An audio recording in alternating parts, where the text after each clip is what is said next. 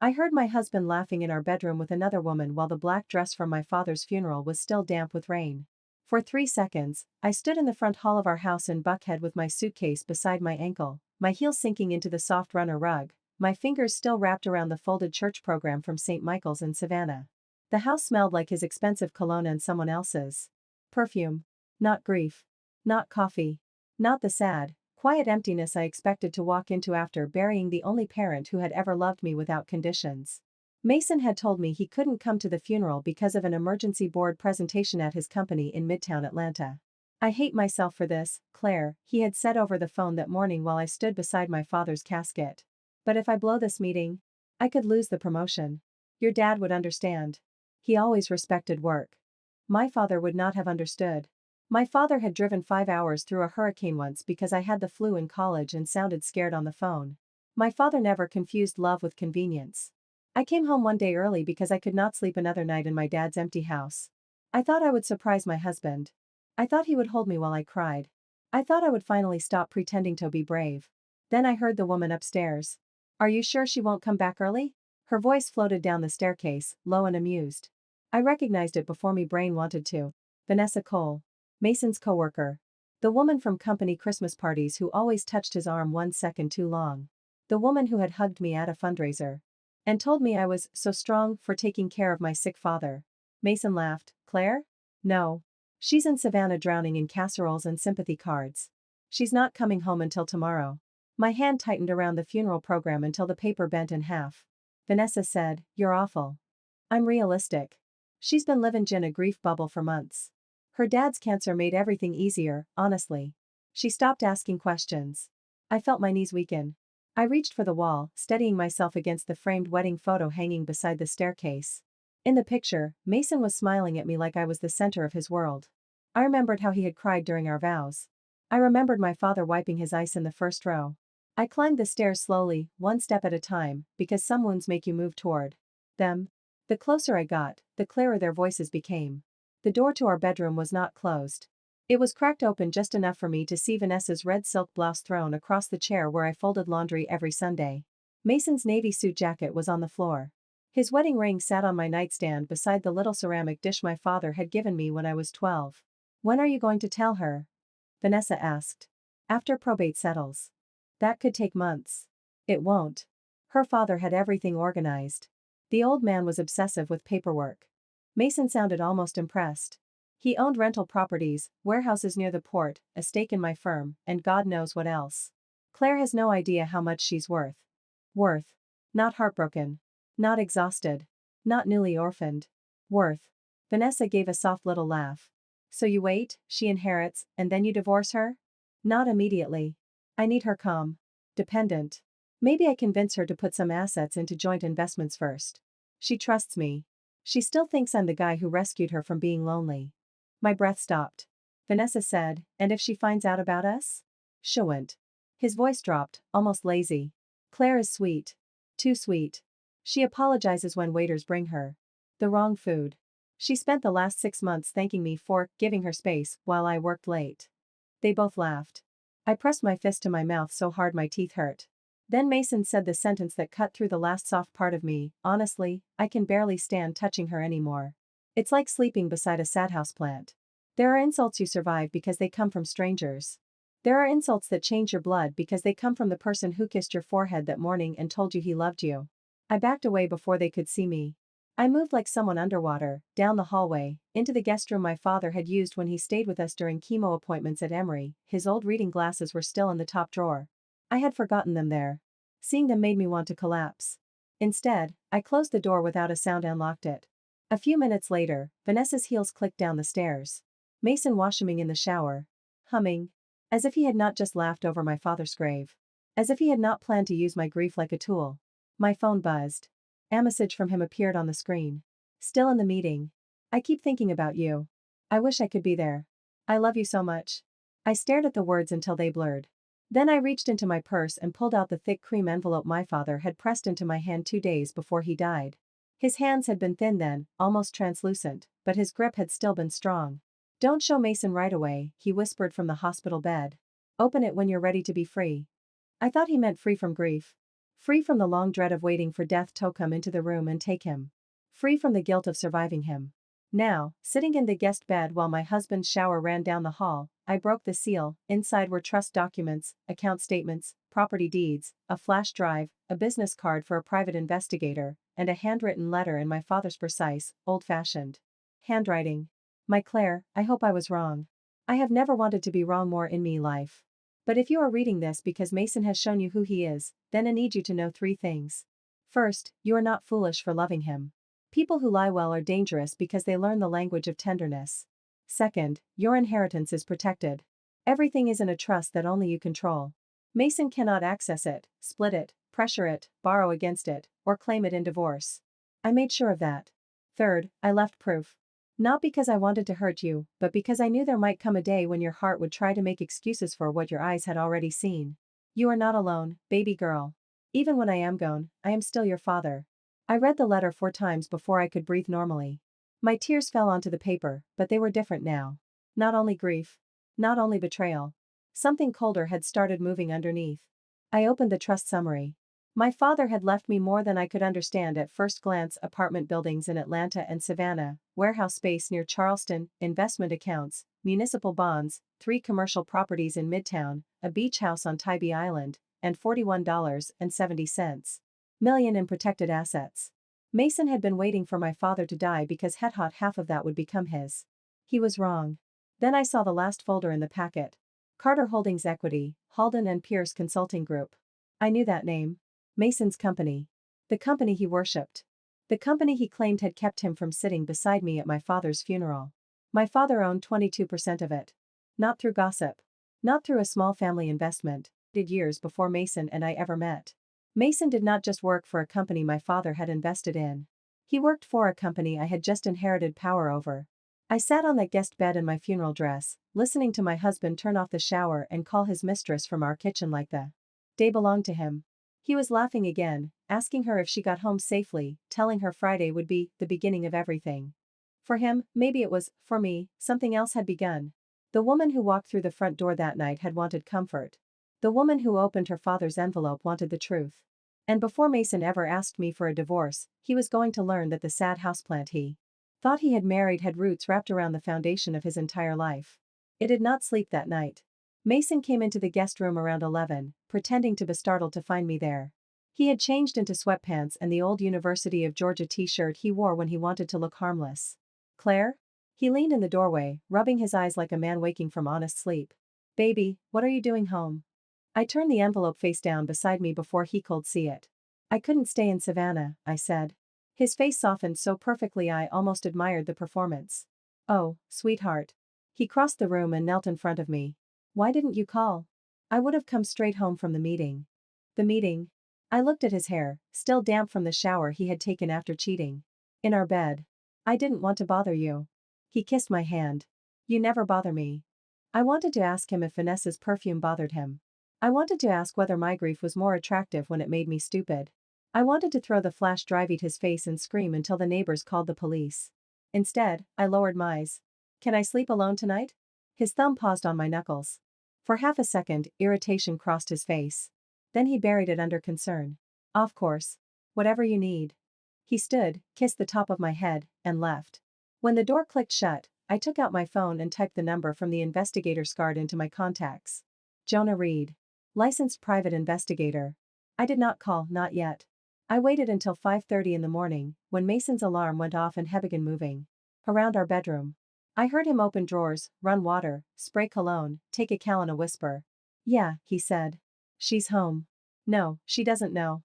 She's a wreck. It's almost sad. Almost. At 6:40, he knocked lightly on my door. I'm heading in early. Big day. Try to eat something, okay? I opened the door wearing my dead father's old cardigan over my funeral dress. I had not changed. Mason looked me up and down, and I saw his calculation. Grief made me look weak. Weak made him comfortable.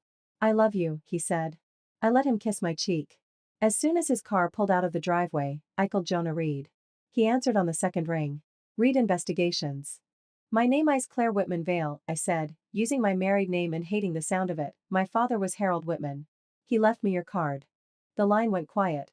Then Jonah said softly, Mrs. Vale, I'm very sorry for your loss. Did my father hire you to investigate my husband? Yes. How much did he know? Another pause, enough to be afraid for you. I sat down at the kitchen island. The marble was cold under my palm. I need everything. You have a right to it, he said. But I should warn you. Some of it is ugly. I heard him laughing in our bedroom on the day I buried my father. Ugly has already arrived. Jonah exhaled. Then meet me at 10. Bring the flash drive. And Mrs. Vale? Yes? Do not confront him yet. I looked toward the staircase, toward the bedroom where my marriage had ended before Mason even knew it. I wasn't planning to. At 10, I walked into a small brick office near Decatur Square with no makeup, sunglasses, and a grief that had hardened overnight into focus. Jonah Reed looked nothing like I expected. He was in his early 50s, black, broad-shouldered, with a gray beard and the calm eyes of a man who had seen too many people break in too many quiet rooms. He did not offer pity. I appreciated that. Hefford coffee. I took it. Then he opened a folder. Photographs. Hotel entrances, restaurant receipts. Screenshots of text messages. Corporate expense reports. Parking garage footage. Airline confirmations. Mason and Vanessa in Nashville when told me he was in Dallas. Mason and Vanessa at a lake house in North Carolina when I sat in an oncology waiting room holding my father's vomit bag. Each image removed another nail from the coffin of who I thought my husband was. How long? I asked. 9 months documented, Jonah said. Possibly longer. My father knew during chemo? He suspected during the first round. He hired me after Mason asked him, privately, how much of his estate would pass to you directly. I closed my eyes. Of course Mason had asked. He probably smiled when he did it. Jonah slid another folder across the desk. This is the part your father was most worried about. Inside was a copy off a loan application. My name was on it. So was my signature. I stared at it, confused. I never signed this. I know. Your father had a handwriting expert review it. Mason attempted to use your name as a guarantor on a private investment vehicle. The loan didn't close because your father quietly alerted the bank's legal department. The room tilted. He forged my signature? Yes. For how much? $3.2 million. It made a sound I did not recognize as my own. Jonah's voice remained steady. Your father stopped it before it touched you. But he believed Mason would try again after the inheritance. I looked down at my left hand. My wedding ring caught the light. I suddenly wanted to rip it off, but I made myself leave it there. Let Mason keep seeing what he thought he owned. There's more, Jonah said. I almost laughed, of course there is. Mason was married before. My head lifted. No, I said automatically. Yes. In Florida. Before he moved to Atlanta. Her name was Nora Bennett at the time. She owned a boutique design firm in Tampa. Their marriage lasted 18 months. She accused him of infidelity, financial manipulation, and fraud. The case never went anywhere. He settled privately, and the records are sealed enough that you wouldn't find them unless you knew where to look. I thought of the story Mason had told me when we met, no serious relationships, just one crazy ex who tried to ruin him after he broke up with her. I had felt sorry for him. I had admired him for being so patient, so wounded, so open. How did my father find her? Your father was a very careful man. That almost broke me. My father had been dying, and he had still been trying to save me. Jonah gave me the name of an attorney. Diane Mercer. Family law, trusts, white-collar financial abuse. The kind of woman, he said, who could cut a man open with paperwork. By noon, I was in Diane's office on the 31st floor of a downtown building overlooking Atlanta traffic. She had silver hair in a blunt bob, navy glasses, and the voice of a judge who had lost patience in 1997 and never found it again. She read my father's letter. She examined the trust papers. She clicked through the files with an expression that never changed except once, when she reached the forged loan document and her jaw tightened. Your father protected the inheritance well, she said. Mason can't touch it? He can scream, threaten, beg, sue, charm, and perform grief for a courtroom. He cannot touch it. Ida's separate property, placed in an irrevocable trust before distribution, with independent trustees. And protective clauses.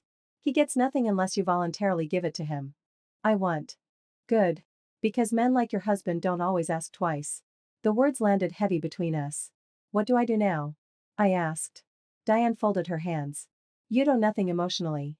You do everything strategically. Over the next 2 hours, she explained the shape of a war I had not known I was already in. The affair mattered for divorce. Optics, but the money mattered more. The forged signature mattered. The corporate expense abuse mattered. The conflicts of interest mattered. My father's 22% stake in Halden and Pierce mattered a lot. Does Mason know my father owned that much of his firm? I asked. No, Diane said. And that may be the only lucky thing in this whole mess. Can I use it? She looked at me for a long moment. You can request records. You can present evidence of executive misconduct if your husband used company funds or client access to support an affair or side arrangement. You can also file for divorce when we choose the timing. When? When he thinks he's winning. That night, I went home and became the woman Mason expected me to be. I moved slowly. I spoke softly. I let my shoulders droop. I put soup in a bowl and barely ate it. When he asked about Savannah, I gave him small details. The flowers. The pastor. The rain. I watched him act moved at all the right moments. Then he asked about the estate. He tried to make it casual. He stood at the sink rinsing his wineglass and said, "Did your dad's lawyer say anything yet, about the house or accounts?" I stared into my soup. Not much. Dad had a lot of old paperwork. Some properties with loans. I don't really understand it yet. Mason turned around loans? Maybe. I don't know. I let my voice tremble. I can't deal with it right now. His disappointment moved across his face before he caught it. Then he came over and kissed my hair. That's okay. We'll figure it out together. Together. That word sounded obscene now. For 4 days, I lived inside the performance. I cried when he expected me to cry. I let him hold my hand in public. I let him tell our neighbors that I was fragile and not ready to talk. I let him believe mislance was weakness instead of surveillance. During the day, I met Diane. I met Jonah. I sat in conference rooms and signed authorizations. I spoke with trustees. I learned the shape of my father's empire, which he had never called an empire because it was too humble to dress greed up as achievement. At night, Mason lied. He worked late twice. He showered before coming home both times. He sent me a photo of his laptop at 9:18, but Jonah had a photo of him entering a boutique hotel with Vanessa at 8:57. He told me Vanessa was under pressure at work and asked if I would mind inviting her to dinner sometime because she didn't have many real friends. I said maybe. On Thursday afternoon, Diane's assistant patched a call through to my phone. "Claire," a woman said. "Yes. This is Nora Bennett." I gripped the phone. For a moment, neither of us spoke. We were two women connected by the same man's talent for making love feel like a trap. "I'm sorry about your father," she said. "Thank you. And I'm sorry Mason found you." The simplicity of that sentence made me cry for the first time since. I had opened my father's envelope. Not loud. Not dramatically. Just tears slipping down my face while I stood in the parking garage outside Diane's office. "What did I do to you?" I asked. Nora was quiet for a long time. "He made me feel chosen, then he made me feel unstable. Then he made me feel grateful when he helped with me company. He moved invoices. Delayed payments. Convinced me my bookkeeper was stealing. Slept with a client relations manager and told everyone I was paranoid. By the time I realized he had been moving money through vendor accounts, my business was dying and I was too ashamed to tell anyone. I'm so sorry." "Don't be sorry. Be prepared. I have proof." "Good. Use it." Her voice hardened, not with cruelty but with the discipline of someone who had rebuilt herself from ashes. "I didn't have a Harold Whitman," she said. "You do. Let him protect you. Then protect yourself." That night, Mason came home with flowers. White lilies. Funeral flowers. I stared at them in his hand and almost laughed. He had no idea how bad he was at pretending to be tender. I haven't been perfect," he said, setting them on the island. "Work has been insane. Your dad's death has put everything in perspective." I waited. He took both me hands. "I think we should try for a baby." My entire body went cold. "What? A baby?" His smile was gentle, practiced, deadly. "Something good. Something that reminds us we're still building a future." The manipulation was so clear I wondered how I had ever mistaken it for love. He did not want a child. He wanted an anchor. He wanted me grief, my hormones, my exhaustion, and my assets tied in a knot he could pull. "I don't know if I'm ready." "Nobody is ever ready." His thumbs stroked my hands, "But your father would want you to keep living." There it was. My father, used as a lever. I looked at Mason and saw, for one clear second, the man Nora had described, not charming. Not complicated. Not wounded. Predatory. "Maybe," I said softly. "Can we talk about it after Friday?" His smile widened. "What's Friday?" I lowered my eyes. "The lawyer said there's a meeting about some of Dad's investments. I don't even know what it is. I just have to show up and sign something." Mason's attention sharpened. "What kind of investments?" "I don't know, some company stuff. I'm too tired to read all of it." He pulled me into his arms. "I'll come with you." "No," I made myself sound embarrassed. I don't want you seeing me confused in front of lawyers. Let me get through it first. Then you can help. His ego accepted what his suspicion might not have. Of course, he said. I'm proud of you. He kissed me. I did not flinch. By then, I understood something important. Revenge did not feel like rage, not the real kind. Not the kind that survives lawyers and bank records and sleepless nights. It felt like patience. Friday morning, I dressed in black again. Not the black dress I had worn to my father's funeral.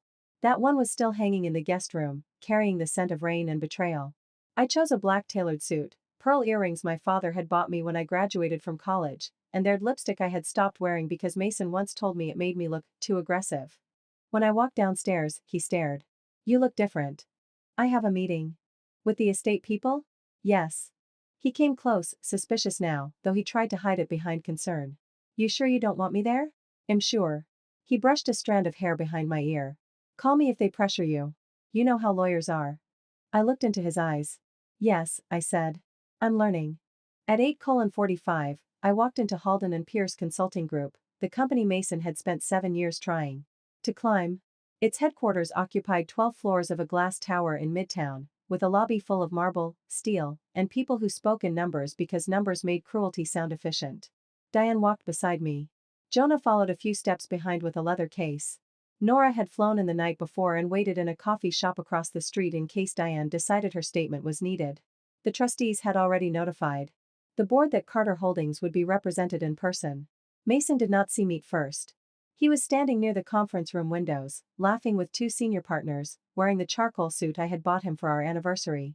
Vanessa stood across the room in cream silk, holding a tablet, her hair smooth, her smile bright, looking every inch the woman who had won.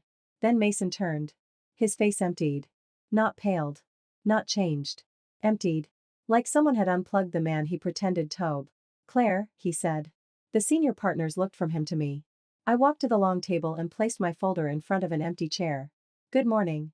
Mason crossed the room quickly. His voice dropped. What are you doing here?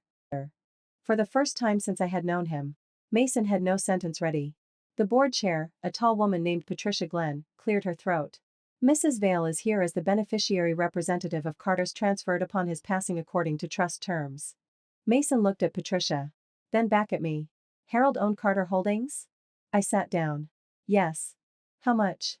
Diane answered for me. 22% voting interest. The silence that followed was the first beautiful thing I had heard in days. Vanessa's tablet lowered slightly. Mason's mouth opened, then closed. He looked like a gambler realizing the house had been owned by his victim the whole time. Patricia moved to begin the agenda, but Diane stood. Before quarterly performance is addressed, my client requests formal review of executive misconduct involving Mason Vale, Vanessa Cole, and related client development accounts. The room changed temperature. Mason said, "What the hell is this?" Diane connected her laptop to the conference screen. This is a documented concern involving misuse of corporate funds, undisclosed conflicts of interest, false expense submissions, potential kickback arrangements, and forged financial instruments connected to Mr. Vale. Vanessa laughed once, sharp and nervous. That's ridiculous. The first image appeared. Mason and Vanessa entering the Hayward Hotel in Nashville. Then another, dinner at a private club charged to a corporate client development account. Then another. A jewelry receipt labeled as regional partner gifts. Then screenshots off messages where Mason asked Vanessa to keep it off calendar, bill it under outreach, and wait until Claire's dad passes. The room went still. Mason's face turned dark red. This is my marriage, he snapped. This is private. I looked at him across the table. You made it corporate when you charged the hotel room to your company card. A few people looked down. One man coughed. Patricia's expression became stone. Diane continued. This is not merely an affair. This is a financial pattern. The screen changed again. Expense reports. Client invoices. A vendor account connected to a consulting shell, transfers in amounts just small enough to avoid routine escalation. Emails from Vanessa introducing Mason to outside parties who later routed business through accounts neither of them had disclosed. Vanessa stood up. I need to call my attorney. Diane said, that would be wise. Mason pointed at me. You're grieving. You don't know what you're doing. She doesn't know what she's doing. There it was, the voice he had probably used on Nora. Soft when private. Publicly concerned. A man trying to make a woman's evidence look like hysteria. I know exactly what I'm doing, I said. He leaned toward the board. My wife has been unstable since her father got sick. She's misreading things. She's emotional. Diane clicked to the next slide. The forged loan application filled the screen. My name. My false signature. $3.2 million. Mason stopped breathing. This application was submitted 4 months ago, Diane said. Mrs. Vale did not sign it. Harold Whitman identified the forgery before his death and preserved the evidence. A handwriting expert has already issued a preliminary report. The lender's legal department has confirmed Mr. Vale initiated the introduction. Patricia's voice was quiet. Mason, did you submit financial documents using your wife's name? He shook his head too quickly. No. No, I don't know what that is. Jonah stepped forward and placed printed copies in front of the board chair. Metadata and email routing suggest otherwise. Mason stared at Jonah like he wanted to kill him. Who are you? The man Harold Whitman hired when you started asking questions about his daughter's inheritance. That was the second beautiful silence. Then the conference room door opened. Nora Bennett walked in. She wore a simple navy dress, carried no folder, and looked at Mason with the calm of someone who had already survived the worst thing he could do to her. Mason stumbled back one step. No, he whispered. Nora smiled without warmth. Hello, Mason. Vanessa looked between them. Who is that? I answered. His first wife. Several heads turned. Mason snapped, Claire, don't. It was the first time he sounded afraid. Nora stood beside Diane. I submitted a sworn statement this morning, she said. My sealed settlement prevents me from discussing some details publicly, but it does not prevent me from cooperating with investigations into repeated financial misconduct. Diane clicked again. A timeline appeared. Nora's company. Mason's marriage to her. Vendor diversions, infidelity with a workplace contact. Private settlement. Relocation to Atlanta, marriage to me. Attempted loan. Affair with Vanessa. Corporate expenses. Inheritance timing. Patterns are ugly things when they stop looking like coincidences. You didn't understand, Mason said, but his voice had lost its polish. She's bitter. She tried to ruin me years ago. Nora looked at him. You ruined yourself. I just survived long enough to see someone finally open the right door. Then Vanessa's phone began buzzing on the table. Once. Twice. Again and again. She looked down and froze. The conference room door opened a second time. A man in a gray suit stepped in, holding a folder with both hands. I recognized him from the investigator photos, Ryan Cole. Vanessa's husband. A quiet-looking man with tired eyes and a wedding band still on his finger. Vanessa whispered, Ryan? He did not look at her first. He looked at me. I'm sorry, he said. I nodded, because there was nothing else to offer a stranger who had just been pulled into the same burning house. Then he turned to his wife. Tell me it isn't true. Vanessa looked at Mason. That was her mistake. Ryan saw it. His face collapsed. Mason lifted both hands like he was calming clients in a meeting. Ryan, this is a misunderstanding. Vanessa and I had business dealings that may have looked inappropriate. Vanessa spun toward him. Business dealings, she said. Are you serious? Mason's eyes flashed a warning. She ignored it. You told me you loved me. You told me she was just a depressed wife you couldn't leave until the estate settled. The room went silent enough for the building's air system to sound loud. Ryan closed his eyes. Mason said through his teeth, Vanessa. But panic makes selfish people honest. No, she snapped. Don't you dare put this on me. You introduced me to Northbridge. You told me how to route the payments. You said everyone did it. You said your father-in-law was dying and we just had to wait. Patricia stood. Stop talking, she told Vanessa. For your own sake, stop talking right now. But the damage was done. Mason stared at Vanessa with pure hatred. That was when I understood the final truth about traitors. They do not love each other, they recognize hunger in each other. The moment survival becomes individual, they bite. Diane closed the laptop. My client is requesting immediate suspension of Mason Vale pending investigation, preservation of all accounts and internal communications related to these matters, and referral to outside counsel. Separate filings have been prepared regarding divorce, forgery, and financial abuse. Mason's head snapped toward me. Divorce? I took the envelope from my folder and slid it across the table. He did not touch it. You're leaving me, he said. I almost laughed at the insult hidden inside the question. As if leaving him was the betrayal. No, Mason. I'm ending the fraud. His eyes changed. The charming man disappeared completely. What remained was smaller and uglier than I expected. You think you can do this without consequences? Patricia said, Mr. Vale. But Mason was looking only at me now. You were nothing when I met you. A lonely little rich girl playing non-profit princess. I made you interesting. The room reacted. A few people shifted. Ryan looked at the floor. Nora's jaw tightened. I stood slowly. When you met me, I had a father who loved me, a career I cared about, friends I neglected because you convinced me they didn't understand us, and a home that felt safe until you walked into it. You did not make me interesting, you made me smaller so you could feel bigger. His nostrils flared. You'll regret humiliating me. No, I said. I regret believing you. The door opened a third time. This time, two federal agents entered with an outside counsel representative from the firm. It was not dramatic in the way movies make arrests dramatic. There was no shouting. No gun. No table flipping. Just badges, names, documents, and the calm machinery of consequences finally arriving. One agent asked Mason to step into the hall. For what? He demanded. The agent said, we have questions regarding wire fraud, identity misuse, and financial misrepresentation. You can call your attorney from the conference room next door. Vanessa started crying. Not soft tears.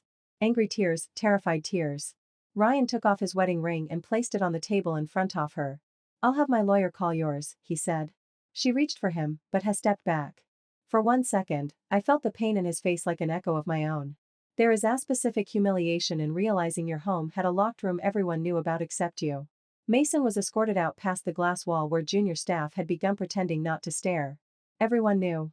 Maybe not details, but enough. The brilliant strategist. The rising partner. The man who spoke at leadership breakfasts about integrity. He turned once before leaving the room. Claire, he said. For the first time, used my name without ownership in it. I waited. His voice broke into something almost human. I did love you. I walked toward him until we stood only a few feet apart. No, you loved access. You loved my father's money. You loved my trust because it made me easy to rob. You loved the version of me that didn't ask questions. He swallowed. We can fix this. My father already did. I took off my wedding ring. It had felt heavy for days. Coming off, it made the smallest sound when I set it on top of the divorce papers. A tiny click. Almost nothing. But Mason heard it. So did I. And in that sound, 7 years ended. The next months were not clean. People love revenge stories because they imagine one perfect public moment washes away every private wound. It does not. Mason's suspension became termination. His investigation became indictments. His attorneys became aggressive. Then expensive. Then quieter. Vanessa lost her job, then her marriage, then the network she had mistaken for power. The company buried what it could, disclosed what it had to, and sent me more carefully worded letters than I ever wanted to read. But none of that made the nights easy. I still woke up at 3 in the morning reaching across the bed for a man I hated. Muscle memory is cruel. So is grief. So is realizing that your body can miss the warmth of someone your soul no longer trusts. I sold the Buckhead house. Mason fought it at first, then learned he had no claim. The house had been purchased through a trust my father created before my marriage. Mason had lived in it like aching and owned none of it. I thought that fact would satisfy me more than it did. Mostly, I felt tired. He walked through each room before the closing. The kitchen where he asked about my inheritance. The hallway where I heard Vanessa laugh. The bedroom where my marriage became evidence. The guest room where my father's letter brought me back to myself. In the closet, behind a box of winter scarves, I found one of my father's old flannel shirts. He must have left it during his last visit. I sat on the floor holding it to my chest and cried so hard the realtor waited outside for 20 minutes and pretended not to hear. After the house sold, I moved into a smaller place in Inman Park. Brick walls. Big windows. Creaky floors. A front porch with 2 rocking chairs even though I lived alone. The first morning there, I made coffee in my own kitchen and drank it barefoot while sunlight moved across the floor. No footsteps upstairs. No phone vibrating face down. No cologne lying to me before breakfast. Just quiet. At first, quiet frightened me, then it started healing me. Nora came to Atlanta 2 months later to testify in a civil proceeding. I picked her up from the airport, and we went to a diner near Ponce City Market because neither of us wanted a nice restaurant where people whispered over wine. She ordered pancakes at 7 at night. I used to hate women like you, she said suddenly. I blinked. Women like me? The next wife. The one who believed him after destroyed me. I looked down at my coffee. I'm sorry. I know. She cut into her pancakes. That's why I don't anymore. We sat there for 3 hours. Not as friends exactly. Not yet. More like survivors of the same shipwreck comparing pieces off debris. She told me how she rebuilt her design firm from a spare bedroom. I told her how I had ignored my father's early discomfort around Mason because I thought he was being protective. He was being protective, she said. I know that now. That's the hardest part. Realizing someone loved you loudly enough to warn you, and you mistook it for doubt. Her words stayed with me. The divorce finalized 9 months after the day I came home from Savannah. Mason received no part of my inheritance, no part of the house proceeds, no support, no quiet settlement sealed with my silence.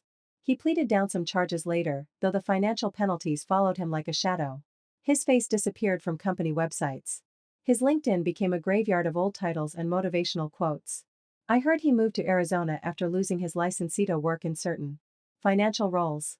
Vanessa tried to blame him for everything until emails proved she had not been manipulated so much as inconvenienced by exposure. Ryan divorced her. He sent me one message afterward.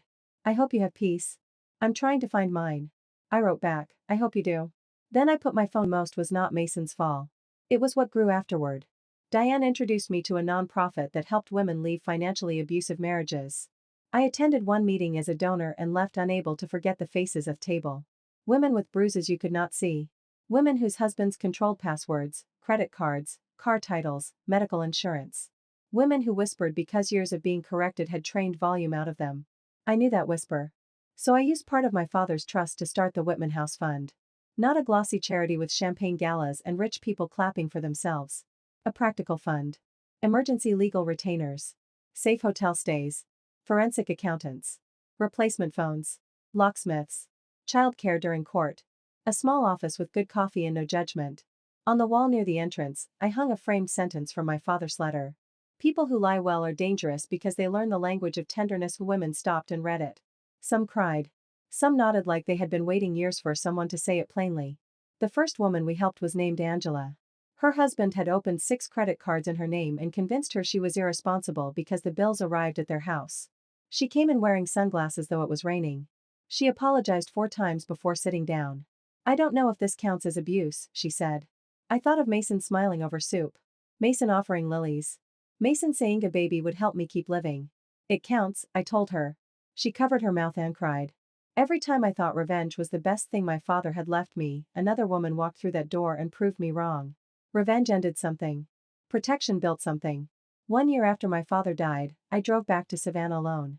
The highway was bright and flat, lined with pine trees and billboards for peaches, injury lawyers, and Jesus.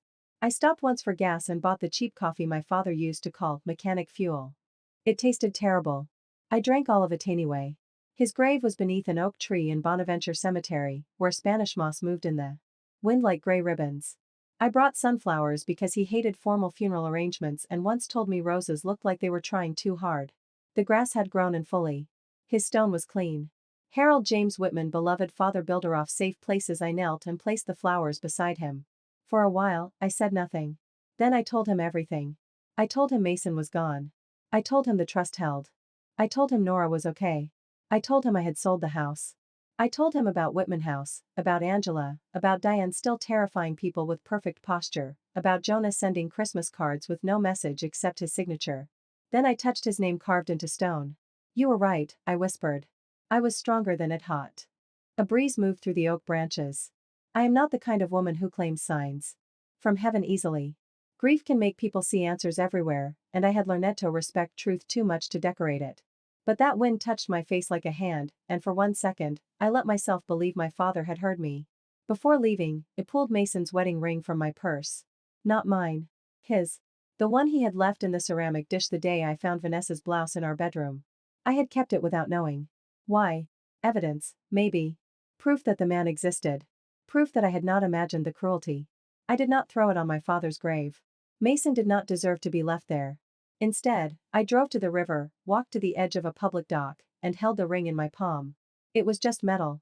Small. Ordinary. Almost funny, considering how much power I had given it. I thought of the woman I had been when Mason slid onto my finger. Hopeful. Trusting. So desperate to build a family after my mother died young that I ignored how quickly he learned my loneliness. I wanted to hate that woman, but standing there by the water, I realized she had done nothing wrong except believe love should feel safe. So I forgave her. Then I dropped the ring into the Savannah River. It vanished without drama. The world did not shake. No music swelled. No stranger applauded.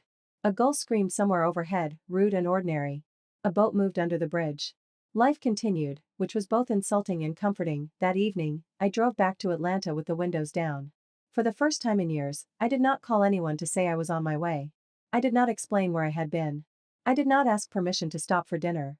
I ate fried shrimp at a roadside place with paper napkins and terrible lighting, and I laughed when sauce dripped on my black blouse. Freedom, I learned, does not always arrive as happiness. Sometimes it arrives as the absence of fear. Sometimes it is a quiet house. Sometimes it is your own name on bank documents. Sometimes it is sleeping through the night. Sometimes it is hearing a woman say, "I think something is wrong," and being able to answer, "Then we will find out together." People later asked if I regretted not confronting Mason the night I heard him upstairs. The truth is, part of me always will. There was a version of Medhat wanted to burst into that room and make him see my face while the lie was still warm. There was a version of me that wanted to scream so loudly Vanessa would never forget the sound. But my father had given me one final lesson. Pain wants a witness. Justice requires a plan. Mason had counted on my heartbreak making me reckless. He counted on grief turning me soft and confused. He counted on love surviving humiliation because it had survived everything else. He never understood that love had been the only reason he lasted as long as he did. Once it died, I did not become cruel. I became clear. Now, when women sit across from me at Whitman House and tell me they are probably overreacting, that he is not always bad, that he had a hard childhood, that maybe they should wait, maybe they should forgive, maybe they should be grateful because at least he does not hit them, I do not tell them what to do. I simply slide a legal pad across the table. Write down what happened, I say. Dates. Amounts. Names, passwords, properties. Accounts. Who was there? What you heard. What you felt before you explained it away. They look at me, scared. I know that look. Then I tell them what my father told me in the last letter he ever wrote. Trust your instincts. Sometimes your heart is the last part of you brave enough to admit what your soul already knows. And when I go home at night, to my brick house with the creaky floors and the porch chairs and the coffee mugs no one moves to make me feel crazy, I sometimes sit under the soft yellow porch light and think about the sound that started it all. My husband laughing upstairs. My suitcase beside the door. Rain on my funeral dress. A woman's red blouse on my chair. A dead father's envelope in my purse. For a long time, I believed that was the moment my life fell apart. I was wrong. That was the moment my father kept his last promise. That was the moment the lie finally cracked wide enough for the truth to let me out. And in losing Mason, it did not lose my family. I found out my family had been protecting me all along.